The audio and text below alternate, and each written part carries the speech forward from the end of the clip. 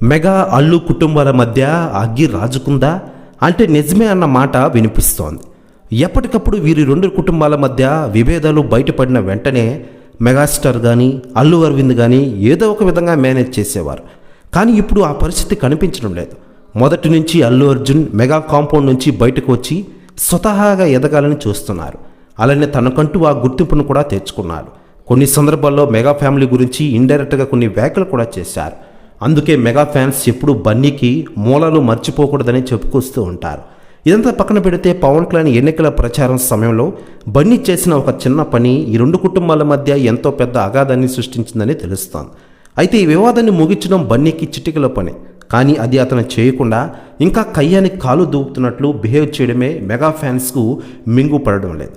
ఇక ఇదిలా ఉండగా ఈ ఇష్యూపై మరియు అల్లు అర్జున్ గురించి తాజాగా హీరో సాయి ధరమ్ తేజ్ గారు స్పందించారట. ఆయన మాట్లాడుతూ, ప్రస్తుతం రాష్ట్రంలో పవన్ కళ్యాణ్ గారి మామ పేరు బాగా వినపడుతోంది. ఇందులో అల్లు అర్జున్ కూడా ఆయన వైసీపీ తరపున ప్రచారం ఆ రోజు చేశారు. దానిలో ఎటువంటి తప్పు లేదు. ఆయన స్నేహం కోసమే ఆయన వెళ్ళాడు. కానీ కుటుంబం గురించి కూడా ఆలోచించాలి కదా. నువ్వు చేసింది నాకు చాలా తప్పుగా అనిపిస్తోంది, నేను ఒప్పుకోని విషయంలో అంటూ అన్నారట సాయి ధరమ్ తేజ్ గారు.